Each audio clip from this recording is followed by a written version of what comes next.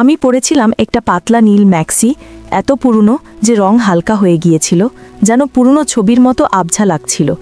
মাথা নিচু করে যখন চুলে জল দিচ্ছিলাম, হঠাৎ অনুভব করলাম পেছন থেকে কেউ দাঁড়িয়ে আছে চুপচাপ। আমি শান্তভাবে বললাম, ভয় পাস না, আমি কিছু বলবো না। সেদিন পর্দার আড়ালে যে মুহূর্তগুলো কেটেছিল তা মনে থাকবেই। আমার নাম মধুমিতা, বয়স এখন ৩৯। ৫ বছর আগে স্বামীকে হারিয়েছি। মানুষটা শান্ত ছিল, সরকারি স্কুলের শিক্ষক। হঠাৎ একদিন অসুস্থ হয়ে চলে গেল। তখন অনিন্দিতা ক্লাস 9-এ পড়ে। আমি একা দাঁড়িয়েছিলাম বারান্দায়, ম্যাক্সি পরে, আর রান্নাঘরের ভাতের হাঁড়ি থেকে ভাপ উঠছিল। সময়ের সঙ্গে অনেক কিছু বদলেছে। অনিন্দিতা এখন বড়, ওর বিয়ের তোড়জোড় চলছে, আর আমি এখন এই আবাসের দায়িত্বে। একজন মেয়ে থেকে এখন যেন একজন অভিভাবক, নিজেই সব সামলাই। ঘরে এখন গমগম করছে, কে বাতাসা আনছে, কে গেট সাজাচ্ছে, কে হাসছে প্যান্ডেলের নিচে। কিন্তু এই ব্যস্ততার মধ্যেও মাঝে মাঝে মনে হয় আমি এখনও একজন নারী। আমার গায়ের রং ফর্সা, গরমটা ভারী হলেও চোখে পড়ে, বিশেষ করে শাড়ি জড়ালে নিজেই টের পাই। আর ম্যাক্সিতে নিজের গরম একটু বেশি বোঝা যায়, যদিও এখন আর আগের মতো আড়াল করার চেষ্টা করি না। বিয়েতে অনেক আত্মীয় এসেছে। একজনের নাম শুনে বুক ধক করে উঠল, অরিন্দম, আমার ভাগ্নে, বয়স 22, কলেজে পড়ে। ছোটবেলায় 2-1 বার এসেছিল আবাসে, তখন ছিল একেবারে বাচ্চা। এখন নাকি অনেক বদলে গেছে, ফর্সা, লম্বা আর দেখতে ভালো। তখনও বুঝিনি আসলে কিভাবে বদলেছে। বিয়ের 3 দিন আগে এক সকালে উঠোনে কাপড় শুকোচ্ছিলাম, আঁচলে চাবি গুজে বারান্দার দরজায় বিতেই পেছন থেকে ডাক, বড় মামি। চমকে ঘুরে দাঁড়ালাম, দেখলাম ছায়ার মতো এক ফিগার, বলতে গেলে আগুনগুন, হাত পা লম্বা, চোখে এক অদ্ভুত তীব্রতা। আমি একটু থমকে গেছিলাম। অদ্ভুত এক অনুভূতি হলো, বয়সের হিসেব যেন মুছে যেতে চাইল। চিনতে পারলে না মামি? ওর প্রশ্নে আমি হেসে বললাম, তুই অরিন্দম? এই কি চেহারা রে, একেবারে বড় হয়ে গেছিস। ওর মুখে একরকম মুচকি হাসি, ঠোঁটের কোণে এক টান, বলল, আপনাকেই তো দেখে বড় হয়েছি, সেই জন্যই চেনা লাগে এখনও। কথাটা শুনে বুকের ভেতর যেন হালকা একটা ঢেউ খেলল। আমি জিজ্ঞেস করলাম, চা খাস? তোর পছন্দ তো মনে নেই? ও বলল, আপনার হাতে হলে 2 কাপ খেলেও চলবে। আমি হেসে রান্নাঘরের দিকে এগিয়ে গেলাম, কিন্তু বুঝলাম ও তখনও চৌকির ধারে দাঁড়িয়ে।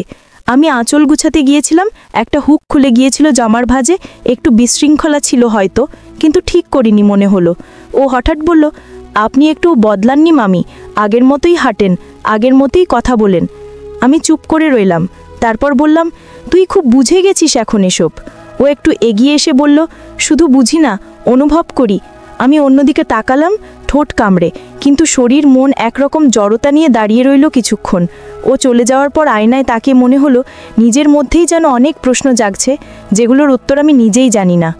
সেদিন বিকেল থেকে সন্ধ্যা পর্যন্ত চলল গান, আনন্দ আর আত্মীয়দের ব্যস্ততা। রাত গভীর হতেই আবার সেই একা ভাবটা ফিরে এলো। রাতের খাবার শেষ হতে হতে আকাশে জমে থাকা মেঘের ফাঁক দিয়ে ধীরে ধীরে জ্যোৎস্না নেমে এসেছিল। বিয়ে আবাসের রাতগুলোর এক একটারই আলাদা গন্ধ থাকে, কখনো স্মৃতির, কখনো অপেক্ষার। আবাসের ছাদে তখন সবাই গোল হয়ে বসে, কেউ মোবাইলে গান চালাচ্ছে, কেউ গল্পে মেতে উঠেছে, পুরনো স্মৃতি তুলে ধরে হাসাহাসি করছে। আমি হালকা একটা নীল ম্যাক্সি পরে ছাদে উঠেছিলাম, চুল খোলা, চোখে কাজল দিইনি। তবুও আয়নার বাইরে একটা ক্লান্ত কিন্তু শান্ত সৌন্দর্য যেন নিজেই ভেসে উঠছিল। অরিন্দম একটু দূরে দাঁড়িয়েছিল, শান্ত, চুপচাপ, কিন্তু দৃষ্টি যেন এক জায়গায় আটকে ছিল। আমি টের পাচ্ছিলাম ওর চোখ মাঝে মাঝে আমার দিকে ফিরছে। আমার চলাফেরা, হাতের নড়াচড়া, চুপ করে বসে থাকা, সব কিছু যেন আলাদা করে খেয়াল করছিল। অন্যরা কিছুই বুঝতে পারছিল না, কিন্তু আমি ঠিকই বুঝতে পারছিলাম। এক সময় আমি একপাশে গিয়ে ছাদের এক কোণে রাখা চৌকিতে বসে পড়লাম। বাতাস আসছিল ধীরে ধীরে, ম্যাক্সির মধ্যে হালকা ঠান্ডা লাগছিল। জ্যোৎস্নার আলোয় সব কিছু একটু বেশি উজ্জ্বল আর হালকা লাগছিল, যেন কাপড়ের ছায়া ও আলোর মিশ্রণ। শরীরের বাইরের আকার নয়, বরং উপস্থিতিটাই চোখে পড়ছিল বেশি।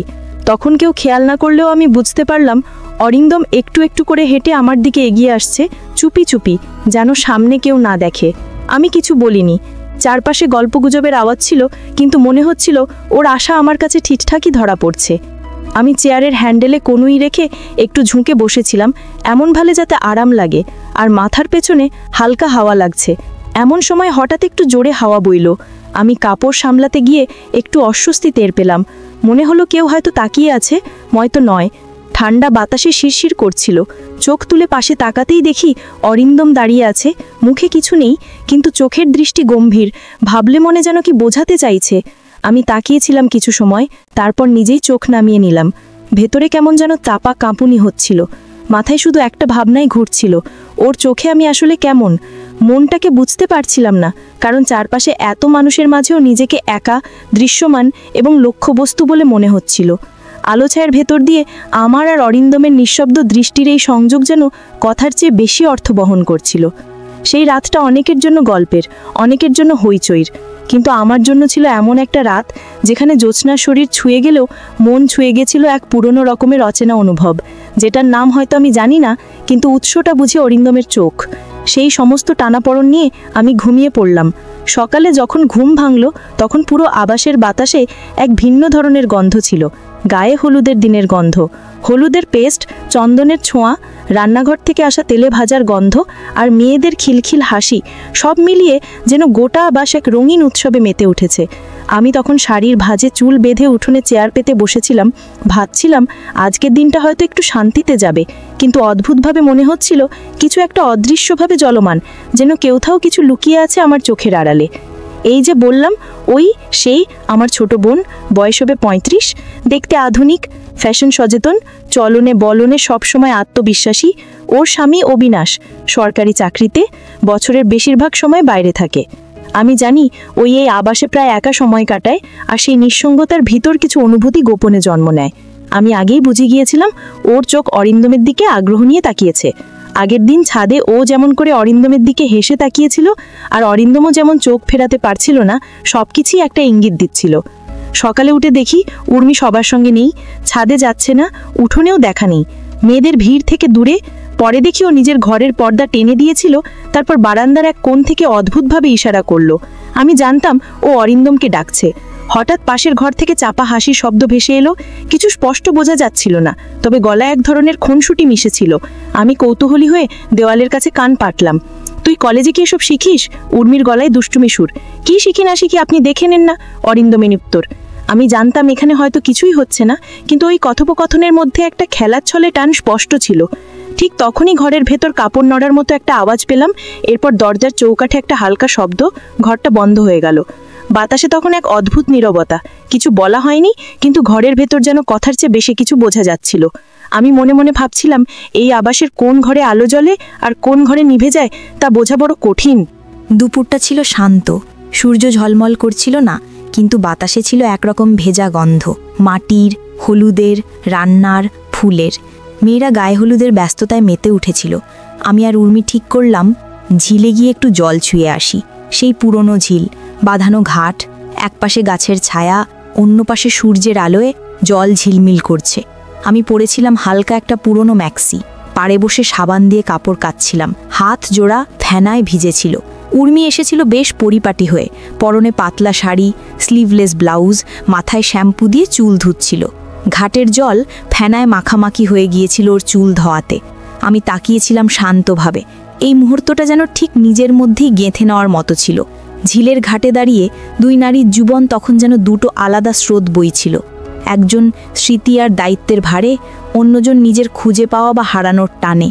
ও মাথা নিচু করে যখন চুল ভিজাচ্ছিল, তখন গায়ে পরা পোশাকটা ভিজে গিয়েছিল, বাতাসে একটু নড়ছিল। আমি দেখতে পাচ্ছিলাম ঝিলের জলে ওর ছায়া কাঁপছে, আর সেই কাঁপন যেন মনের গভীরে কোথাও গড়িয়ে পড়ছে। আমি কাপড় কাচলাম, হঠাৎ টের পেলাম পিছন থেকে কারো দৃষ্টি যেন স্থির হয়ে আছে। ঘাড় ঘুরিয়ে দেখি অরিন্দম দাঁড়িয়ে, হাতে একটা পুরনো তোয়ালে, চোখে একরকম থমথমে মনোযোগ। আমি বুঝে গেছিলাম ও তাকিয়ে আছে, তবু কাপড় কাচা থামালাম না। নিজের মনে নিজেকে স্বাভাবিক রাখার চেষ্টা করছিলাম, যদিও মনে হচ্ছিল শরীরের ভেতর থেকে একরকম আলোড়ন উঠছে। ওদিকে উর্মি তখন ঝিলে নেমে গেছে, গলা অবধি জলে। চুলটা এক হাতে তুলে বলল, এই অরিন্দম, নামবি না? তোদের শহরে ঝিলটুকুন নেই নাকি? ওর গলায় ছিল খুনসুটির টান। অরিন্দম একটু এগিয়ে নামতে যাচ্ছিল। আমি শান্ত গলায় বললাম, এই পাশটায় আসিস না, অনেক জোক আছে। ও থেমে গেল, আর আমি টের পেলাম আমার বুকের ভেতরে শব্দ যেন কানে বাজছে। সন্ধ্যা নামার সঙ্গে সঙ্গে পুরো আবাস আলোয় ভরে উঠছিল। ঝিকিমিকি বাতি, প্যান্ডেলের নিচে গাঁদা ফুল, হলুদের ঘ্রাণ আর আত্মীয়দের হাসি মিশে এক উৎসবের আবহ তৈরি করেছিল। উঠোনে পাটের আসনে বসে অনিন্দিতা হলুদের শাড়ি পরে, একদম যেন ছবির মতো লাগছিল। আমি একটু দূরে গাড়িয়ে দেখছিলাম, তবু মনটা ছিল অন্য কোথাও। খাবারের টেবিলের পাশে দাঁড়ালাম, ঠিক উল্টো দিকে বসেছিল অরিন্দম, চোখে একরকম বোঝা হাসি, যেন কোনো কথা ছাড়াই অনেক কিছু বুঝে যাচ্ছে। পাতে মিষ্টির প্লেট ছিল, আমি হাত বাড়ালাম, ও একই সঙ্গে হাত বাড়ালো। আমাদের আঙুল একসাথে ছুঁয়ে গেল। কেউ সরায়নি, কেউ কিছু বলেনি, কিন্তু সেই ছোট্ট স্পর্শে ছিল একরকম চাপা ধাক্কা। আমি হঠাৎ চোখে পড়লাম উর্মি দূরে দাঁড়িয়ে আছে, ঠোঁটে হাসি, চোখে যেন কৌতূহল। সে ধীরে ধীরে অরিন্দমের দিকে এগিয়ে এলো, হাতে হলুদের থালা, চুড়ির আওয়াজে গা কেঁপে উঠল। খুব সহজ গলায় বলল, আয় অরিন্দম, তোকে হলুদ মাখাবো। অরিন্দম একটু থুমকে আমার দিকে একবার তাকালো। সেই মুহূর্তে মনে হচ্ছিল বুকের মধ্যে গরম কিছু ঢেউয়ের মতো বয়ে যাচ্ছে। উর্মি ওর গালে 1 চামচ হলুদ ছুঁয়ে দিয়ে বলল, রাঙিয়ে দিলাম তোকে। তারপর একবার তাকালো আমার দিকে। অরিন্দম প্রথমে অনিন্দিতার গায়ে হালকা করে হাত ছোঁয়ালো, তারপর আমার দিকেও এগিয়ে এসে মুখ না তুলেই আমার গালের পাশে হালকা ছোঁয়া দিয়ে উঠল। কেউ কিছু খেয়াল করল না। হাসি আর উৎসবের মধ্যে সেই মুহূর্ত হারিয়ে গেল। তবু আমি বুঝলাম এইটা শুধু হলুদের ছোঁয়া নয়, একটা অদৃষ্ট পরিবর্তনের শুরু। তারপর অরিন্দম ঘুরে দাঁড়ালো, একইভাবে উর্মির গালেও হলুদের ছোঁয়া দিল। আমি বুঝলাম আমাদের মাঝে এখনো স্পষ্ট কিছু হয়নি, কিন্তু এক অদৃশ্য স্রোত যেন ঘুরে গেছে দুজনের মাঝখান দিয়ে। এই অনুভব কতদূর গড়াবে সেই প্রশ্নই মনে জমে থাকলো সেদিন রাতে। হলুদের গন্ধে ভেজো সন্ধে যখন পেরিয়ে যাচ্ছিল, তখন পুরো আবাসটা ধীরে ধীরে নিস্তব্ধতায় ঢেকে যাচ্ছিল। আত্মীয়রা যে যার ঘরে, অনেকেই ঘুমিয়ে পড়েছে। আমি জানি এমন রাতেই কিছু সম্পর্ক নিঃশব্দে জেগে ওঠে। অবিনাশ আগেই বলে গিয়েছিল সরকারি কাজে বাইরে যাবে। উর্মি জানতো আজ রাতটা সে একাই থাকবে। হঠাৎ পুরো আবাসের লাইট নিভে গেল। কেউ বলল শর্ট সার্কিট, লোড বেশি হয়ে গেছে। ঘরের ভেতর হঠাৎ ঘন অন্ধকার, যেন এক একটা ঘর হয়ে গেল ছোট ছোট গুহার মতো। আমি মোম খুঁজে পাইনি। তখন দেখি নিজ তলা থেকে একমাত্র মোমবাতির আলোয় অরিন্দম ধীরে ধীরে এগিয়ে আসছে। ওর চোখে আলো ছায়ার মিশেল, মুখে নীরবতা। আমি সিঁড়ির কোণ থেকে দেখছিলাম ও কোথায় যাচ্ছে। হঠাৎ দেখি উর্মির ঘরের পর্দা সরে গেল। সে দরজায় দাঁড়িয়ে, স্নানের পর পরা হালকা পোশাক, হাতে একটুখানি ওড়না, চুল খোলা, চোখে কাজলের রেখা। সে নিচু গলায় কিছু বলল, আর অরিন্দম ধীরে ধীরে ঘরে ঢুকে গেল। আমি জানালার পাশ থেকে দাঁড়িয়ে দেখছিলাম। মোমবাতির আলোয় ঘরের ভিতর দুজনের ছায়া কাছাকাছি আসছে। পর্দা একটু নড়ে উঠল, বিছানার কাপড় সরে গেল। হালকা হাওয়ায় সবকিছুই যেন শব্দ ছাড়া কিন্তু স্পষ্ট অনুভবে ভরা। তখনই ঘরের ভিতর থেকে ভেসে এলো এক শান্ত কণ্ঠ, ভয় করিস না, আমি কাউকে বলবো না। তুই এসেছিলি? সেই ঘরে আলো ছিল না, কিন্তু বাতাসের ভিতর ছিল এক গভীর নিঃশব্দ টান। আমি দাঁড়িয়েছিলাম, নড়তে পারছিলাম না। ভোরবেলা রান্নাঘর যেন এক যুদ্ধক্ষেত্র। চুলার ধোঁয়া, নারকেলের খোসা আর কাজের ব্যস্ততায় মেয়েদের এদের কণ্ঠে ক্লান্তি। আমি তখন পুরনো একটা শাড়ি পরে হাঁটু পর্যন্ত তুলে ভাত বসাচ্ছিলাম। চোখ মুখ ঘামে ভিজে যাচ্ছিল, চুল এলোমেলো, শরীর ক্লান্ত, হাত জোড়া কাঁপছিল। ঠিক তখনই পেছন থেকে কারো উপস্থিতি টের পেলাম। নিঃশ্বাস না, নীরব দৃষ্টির চাপ। বোঝা যাচ্ছিল না, কিন্তু আমি জানতাম কে দাঁড়িয়ে আছে। মনে হচ্ছিল একটা অনুভব জমে উঠছে, শব্দ ছাড়া, কথাহীন। চুলের নিচে জমে থাকা ঘাম তখন পেছন থেকে আসা নিঃশ্বাসে মিশে যাচ্ছিল। আমি একটু রুক্ষ গলায় বললাম, তুই এমন করে দাঁড়াস কেন? মুখে যতটা সম্ভব কঠোরতা আনার চেষ্টা করছিলাম, কিন্তু গলার নিচে যে একরকম কাঁপুনি তা লুকানো কঠিন হচ্ছিল। অরিন্দম হালকা হেসে বলল, সরে যেতে পারি, কিন্তু সত্যি চানছেন তো আপনি? চুপ করে গেলাম। খুন্তি তখনও হাতে, কিন্তু হাত কাঁপছিল। ওর উপস্থিতি, ওর নীরব দৃষ্টি পেছন থেকে যেন একটা অজানা জ্বর তুলে দিচ্ছিল আমার গায়ে। আমি জানি না কি চেয়েছিলাম, শুধু মনে হচ্ছিল কিছু আটকে আছে আর কিছু ছুটতে চাইছে। দুপুরে ঘর একটু ফাঁকা ছিল, মেয়েরা মেকআপ আর সাজগোজে ব্যস্ত। আমি জানি এই সময় আবাসের ভিতরে অনেক দরজায় নিঃশব্দে খোলা থাকে। অরিন্দম জানতো উর্মি দুপুরে ঘুমায়, দরজাও প্রায় বন্ধই থাকে, কিন্তু সেদিন সে অপেক্ষা করল না। আমি জানালার পাশ থেকে দেখলাম ও সোজা উর্মির ঘরের দিকে চলে গেল। পর্দা সরিয়ে দরজাটা বন্ধ করে দিল। ঘরের ভিতর আলোর ছায়া, নিঃশব্দতার, মশারির ভেতরকার আবছা নালাচড়া সবকিছু মিলিয়ে একটা অদ্ভুত পরিবেশ তৈরি করছিল। স্পষ্ট কিছু দেখা বা শোনা যাচ্ছিল না, কিন্তু বাতাসে যেন একটা গন্ধ লেগেছিল। সেটা হয়তো কারোর ঘুম, কারোর অপেক্ষা বা কিছু চাপা অনুভূতির অবশিষ্ট। বিয়ের দিন সকালটা ছিল রং আর গন্ধে ভরপুর। রান্নাঘরের পাশে দাঁড়িয়ে ভাজার গন্ধ পাচ্ছিলাম, কানের কাছে নারকেলের নাড়ু বানানোর শব্দ। মেয়ে অনিন্দিতা আজ এই আবাস থেকে সত্যিই বিদায় নেবে, কিন্তু আমার মন কোথাও যেন আটকে ছিল। অরিন্দনও এক হাতে চলে যাওয়ার প্রস্তুতিতে দাঁড়িয়ে উর্মির ধারে চুপচাপ তাকিয়ে আছে। মুখে কিছু নেই, চোখে চাপা কিছু রয়ে গেছে। হয়তো কোনো কথা হয়নি, কিন্তু কিছু একটাই থেমেছিল সময়। আমি পিছনে এক কোণায় দাঁড়িয়েছিলাম, যেন নিজেকে লুকিয়ে রেখেছিলাম। ভেবেছিলাম ও চোখ তুলে তাকাবে না আর, কিন্তু হঠাৎ প্যান্ডেলের আলো একটু ঝিমিয়ে উঠল।